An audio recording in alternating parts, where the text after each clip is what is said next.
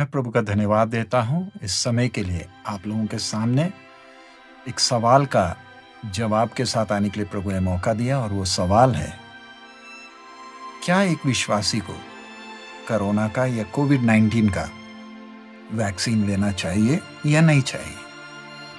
कई लोग हमसे ये सवाल फ़ोन पर और सवाल जवाब के सेशंस में पूछते आए हैं और समय-समय पर उसका जवाब भी दिया है।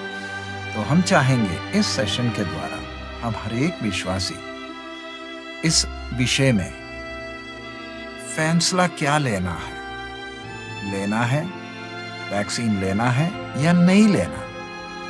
इसमें एक-एक विश्वासी ने प्रार्थना के साथ हर बात को समझकर, हर पहलू को समझकर फैसला स्वयं लेना। हम प्रभु के दास-दासी लोग, हम जब सेवा कर रहे हैं, हमारा कर्तव्य है कि आपके सामने वचन को साफ-साफ रखना।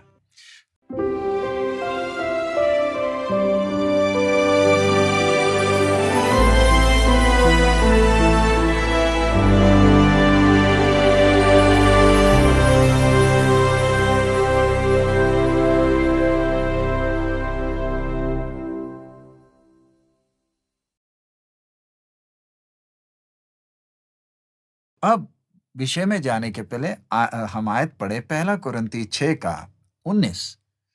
पहला कुरिन्ती 6 का 19। क्या तुम नहीं जानते कि तुम्हारी देह पवित्र आत्मा का मंदिर है, जो तुम में बसा हुआ है और तुम्हें परमेश्वर की ओर से मिला है और तुम अपने नहीं हो। सो साफ परमेश्वर का वचन हमें बताता है कि ये जो शरीर है परमेश्वर का मंदिर है। और इधर लिखा हुआ है, और तुम्हें परमेश्वर की ओर से मिला है और तुम अपने नहीं हो। सो इस कारण जब ये शरीर मेरा नहीं है, एक समय मेरा था, लेकिन मैंने प्रभु यीशु को अपना उद्धारकर्ता और प्रभु कर स्वीकारा, पानी में डूबकर बपतिस्मा जब लिया, तो मेरा विश्वास अब ये परमेश्वर का मंदिर है, अब ये मेरा नहीं है। सो ऐसे में एक विश्वासी बीमारी का सामना कैसे करता है? हमारे जीवनों में जब हम इस पृथ्वी में हैं, अलग-अलग प्रकार की बीमारियां आती हैं। तो मूल तौर पर एक विश्वासी का विश्वास क्या है कि परमेश्वर ने, मैं तो पापी था, पाप की दलदल में पड़ा हुआ था, पाप का गुलाम था, पाप के काम होते थे, लेकिन प्रभु का अनुग्रह, प्रभु यीशु के क्रूस पर जान देने के द्वारा मैंने जब वो सच्चाई पर विश्वास किया, मैं पाप से आजाद हो गया। मेरे पाप के सारे काम को प्रभु यीशु के खून से मुझे धोकर शुद्ध किया, मुझे धर्मी ठहराया। सो अगर परमेश्वर मुझे पाप से छुड़ा सकता है, मेरे पाप के कामों को क्षमा कर सकता है, तो बीमारी पाप के कारण आई है। इसलिए मेरा प्रभु मुझे बीमारी से भी चंगा कर सकता है, चंगा करता भी है। वचन में यशायाह 53, मरकुस 16 उधर साफ-साफ लिखा, प्रभु यीशु के कोड़े खाने से हम चंगे हो गए। विश्वास करने वाले हाथ रखेंगे और बीमार चंगे होंगे। सो मूलतः एक विश्वासी का विश्वास, प्रभु यीशु का नाम मेरे लिए काफी है और मेरे को प्रभु चंगा करता है, और इसलिए हम किसी दवाई पर आश्रित नहीं, हमारा आसरा परमेश्वर पर है, क्योंकि प्रभु यीशु आज भी बीमारों को चंगा करता है। आज भी उस नाम में वो सामर्थ है जो पहले था, उस सामर्थ में थोड़ा सा भी कमी नहीं आया। आज भी प्रभु यीशु चंगा करता है। इतना बोलने वक्त अगर हम दवाई ले तो क्या वो गलत है? प्यारे अजीजों, दवाई लेना गलत नहीं है। इस बात को आप हर एक व्यक्ति ने अच्छी तरह समझना। दवाई लेना गलत नहीं है। आज बहुत से लोग हैं, वो दवाई पर भी प्रार्थना करते। प्यारे अजीजों, दवाई पर प्रार्थना मत करें। दवाई लेना है, लेने में कोई आपत्ति नहीं है, लेकिन अब विश्वास की जब बात आती है, मेरा भरोसा दवाई पर नहीं है, मेरा भरोसा प्रभु यीशु पर है। लेकिन कई बार विश्वास में कमजोर होने के कारण बीमारी के उस दर्द को सहन नहीं हो पाता है। तो ऐसे में जब आपसे सहन नहीं हो पा रहा, तो हाय हाय कर कर बोलने के जगह में दवाई लेने में कोई गलती नहीं। और अगली बात ध्यान रखें, हमारे फैसले से हम बीमारी को सामना नहीं कर पाएंगे। बहुत से विश्वासी इस फैसले में अड़े हैं, हमने दवाई नहीं लेनी है। प्यारे अजीजों, आपका फैसला के बल पर आप खड़े नहीं हो पाएंगे। प्रभु का अनुग्रह हो तो ही आप उस दर्द को, वेदना को सहन कर पाएंगे। सो भरोसा आपके फैसले पर नहीं, परमेश्वर का अनुग्रह। प्रभु का अनुग्रह हो तो प्रभु आपको दर्द, कष्ट जो भी है उसको सहने में मदद करेगा। और मैंने ये विषय पहले भी ईश्वरीय चंगाई का लिया है, इसलिए मैं और विस्तार में नहीं जा रहा। लेकिन मूलतः एक विश्वासी का भरोसा दवाई पर नहीं है, उसका भरोसा प्रभु यीशु पर है। अब अगली बात, हमें परमेश्वर को कितना धन्यवाद देना चाहिए कि प्रभु ने हमें एक ऐसा शरीर दिया है जो परमेश्वर का ज्ञान हम देख सकते हैं कि इसको बाहर से कोई सुरक्षा की जरूरत नहीं है। ये अपने आप में ही ये शरीर सुरक्षित है। इंग्लिश में बोले तो ये शरीर इम्यून है। इसको परमेश्वर उस तरीके से बनाया है। लेकिन हम प्रभु का धन्यवाद देते हैं डॉक्टर्स के लिए, पैरामेडिकल स्टाफ, नर्सेस के लिए और रिसर्चर्स के लिए भी हम प्रभु का धन्यवाद देते हैं। आखिर इन्हें भी ज्ञान परमेश्वर ने दिया है और ये लोगों की सेवा कर रहे हैं और हम उनके आभारी हैं और प्रभु का धन्यवाद देते हैं। लेकिन अब ये जो कोविड आया, कोविड के समय में अब वैक्सीन की बात चल रही है, तो मन में एक सवाल उठता है, लेना चाहिए, नहीं लेना चाहिए? कई जगहों में तो लेना ही है, नहीं तो तनख्वाह नहीं मिलेगी।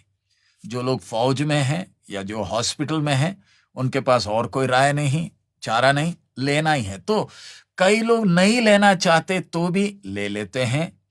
कई लोगों को लेने का मौका है तो भी मन में बहुत सी आशंकाएं हैं।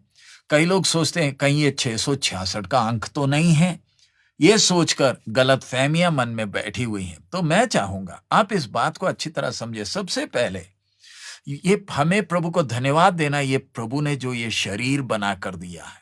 अब ये शरीर इम्यून है, मतलब इसमें वो क्षमता है कि बाहर से कोई भी वायरस या बैक्टीरिया का अटैक हो, ये उसको सामना करता है। इसमें परमेश्वर ने वो सिस्टम बनाकर रखा। तो ऐसे में अब ये कोविड के कारण कितने मर गए। अब सरकार वैक्सीन की बात जब बोल रही है, वैक्सीन असली में है क्या? अब ध्यान रखना, जब बाहर से वायरस या बैक्टीरिया हमारे शरीर के ऊपर हमला करता है, तब हमारे शरीर में जो सिस्टम बना है वो पहचान लेता है। क्योंकि ये जो भी वायरस या बैक्टीरियम शरीर में आता है, शरीर को तुरंत मालूम चल जाता है कि ये जो बाहर से आया वायरस ये शरीर का अंग नहीं है। कैसे मालूम चलता है? ये वायरस की अपनी पहचान है।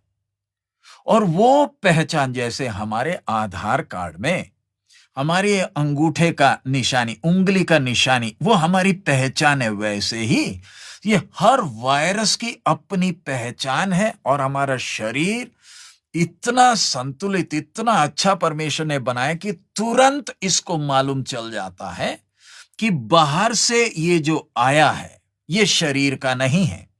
तो तुरंत शरीर अपना बचाव के लिए इंतजाम करने लगता है।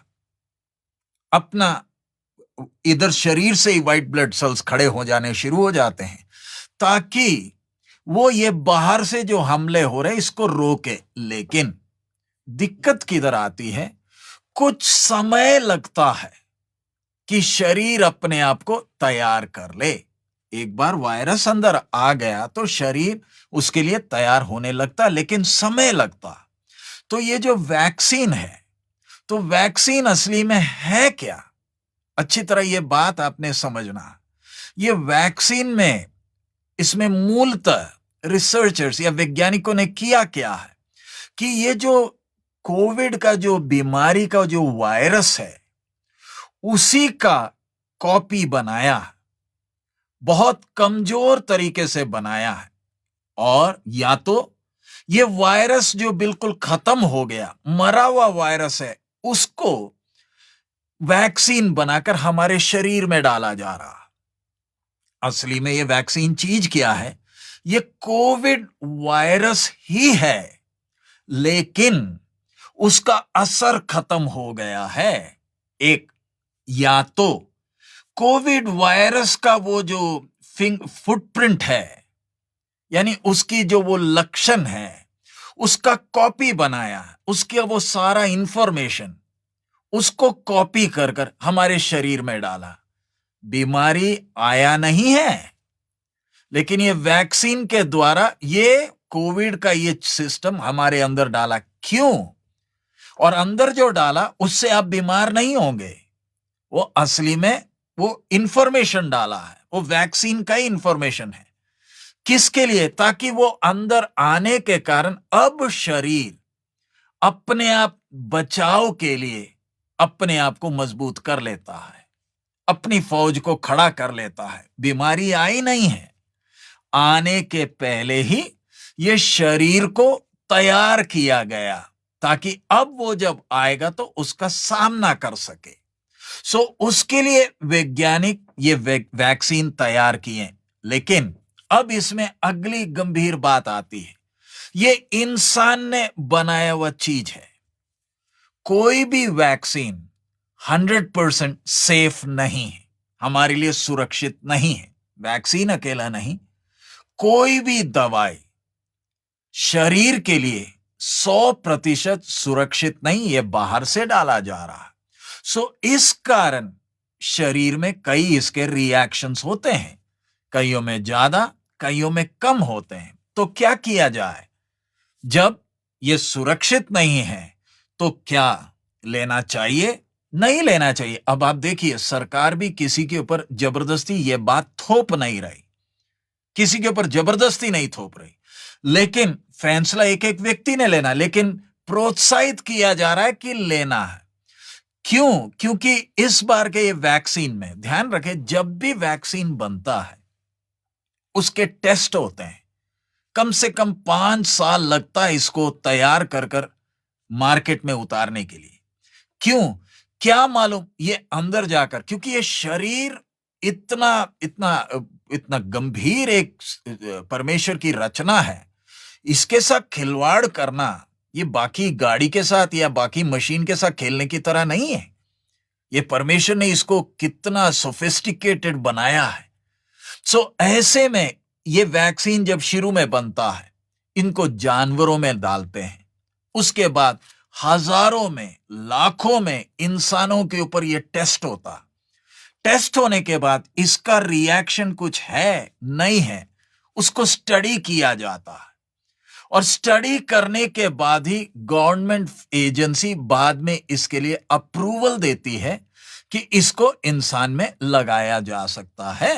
अब इसमें ध्यान रखें, फार्मास्यूटिकल कंपनियां जो भी हैं, जो भी ये दवाई बनाने वाली कंपनियां, उनका लक्ष्य है पैसा कमाना, फायदा कमाना, इसलिए तो वो कर रहे हैं।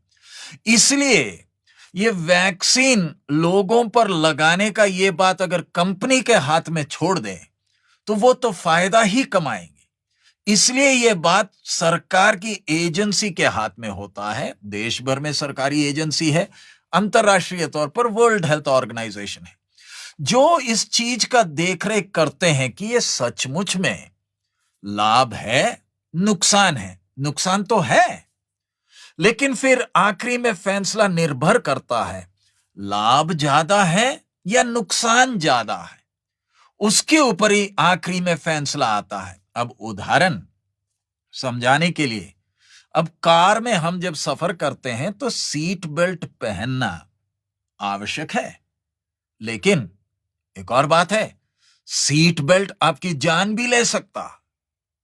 कितने सीट बेल्ट के कारण ही मरे भी हैं। लेकिन हम फिर सीट बेल्ट क्यों पहनते हैं? क्योंकि फायदा ज्यादा है, नुकसान कम है। इसी तरह ये वैक्सीन में भी वही बात है। सो फायदा ज्यादा है, नुकसान कम है, लेकिन सरकार जब इसको निकालती है सारा टेस्ट कर कर, लेकिन इस बार 5 साल नहीं लगे, इस बार जल्दी से ये किया है।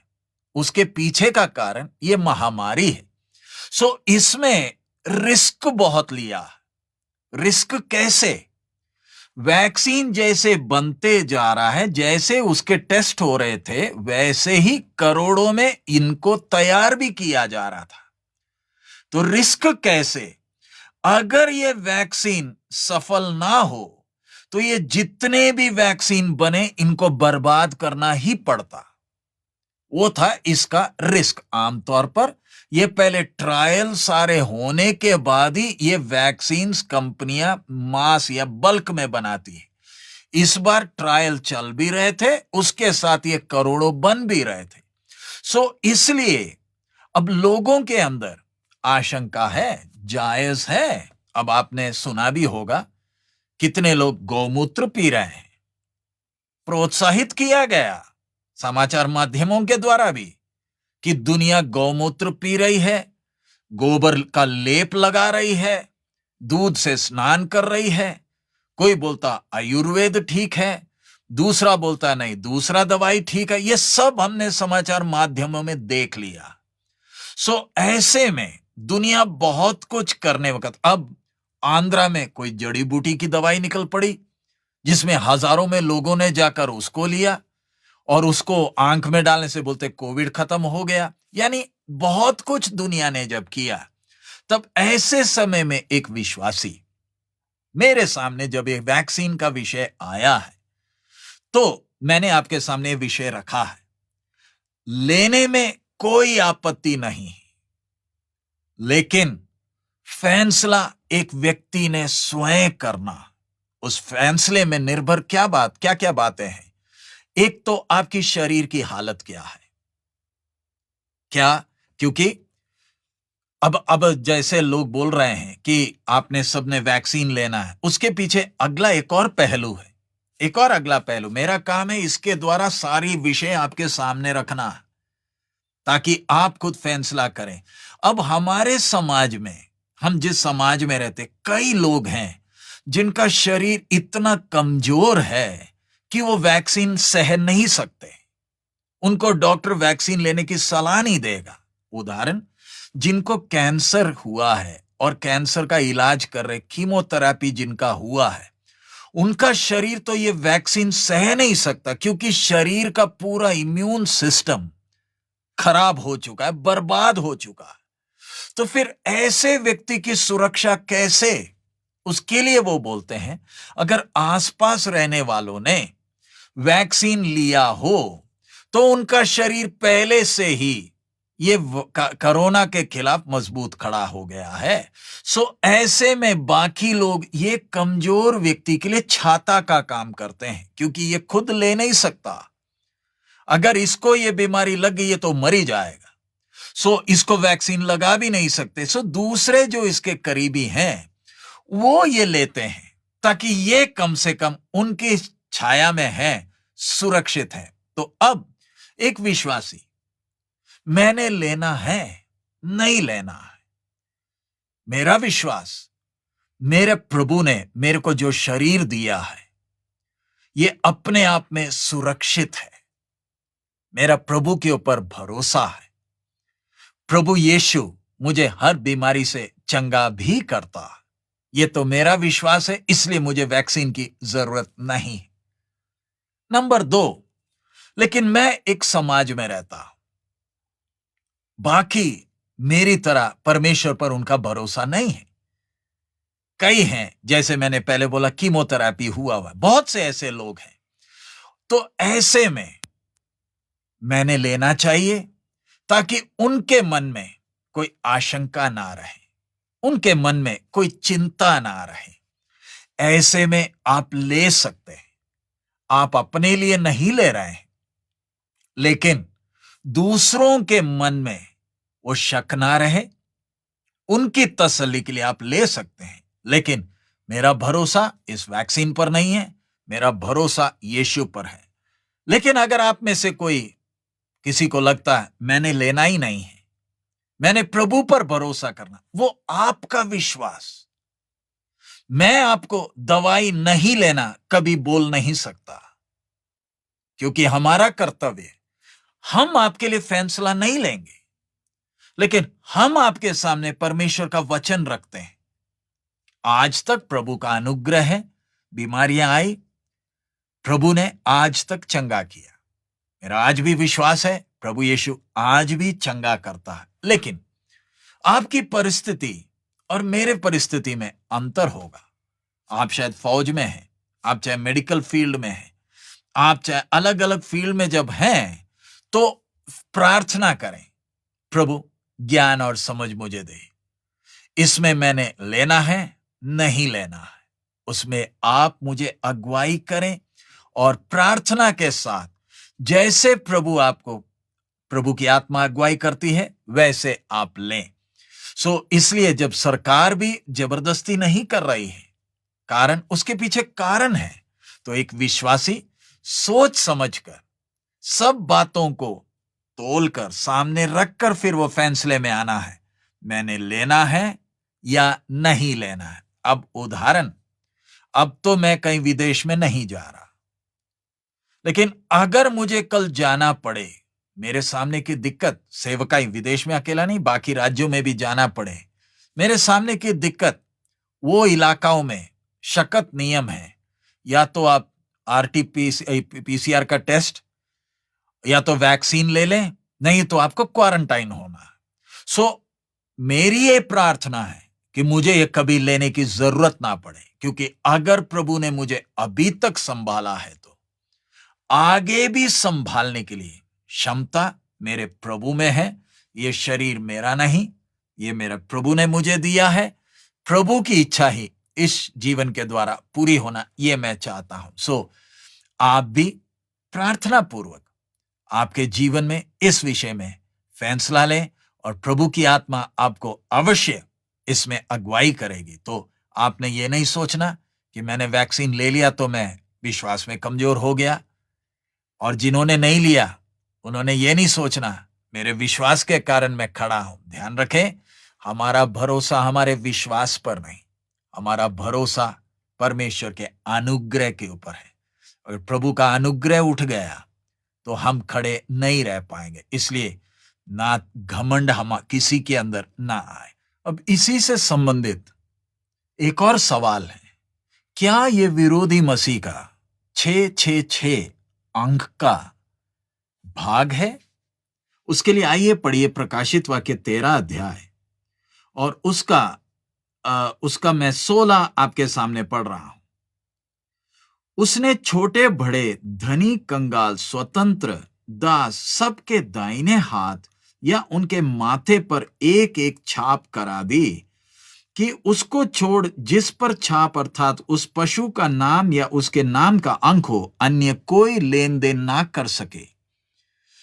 इधर कई लोगों का सोच रहता है कहीं ये विरोधी मसीह का अंक तो नहीं है। प्यारे अजीजों, वचन में साफ साफ लिखा है कि विरोधी मसीह का वो जो छाप है वो दाहिने हाथ में है या उनके माथे में है, हाथ में या माथे में, इसके अलावा और कहीं नहीं।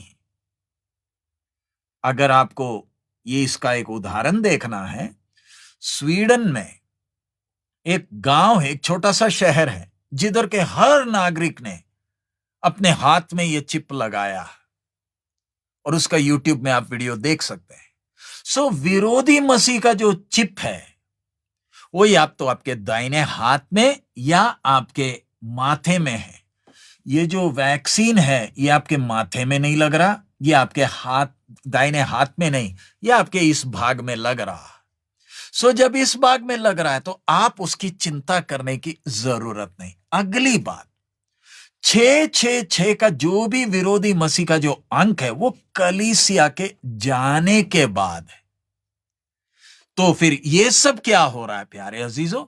आधार कार्ड हो, पैन कार्ड हो, ड्राइविंग लाइसेंस हो, पासपोर्ट हो, राशन कार्ड हो, वोटर आईडी हो, और उसके बाद अभी ये जो हेल्थ का आईडी बन रहा, ये सारे उस अंक की तैयारी है। उस सब ये जो भी हो रहा है, ये सब उसकी तैयारी है, लेकिन ये वो विरोधी मसीह का अंक नहीं है। इसलिए ये बात सोचकर आप चिंता ना करें कि मैंने अगर ले लिया तो विरोधी मसीह का अंक मुझ में लग गया तो मैं जा नहीं पाऊंगा। प्यारे अजीजों, ये वो विरोधी मसीह के अंक से इसको मतलब नहीं है। इसलिए मेरा विश्वास है आपको ये बात भी स्पष्ट हो गया।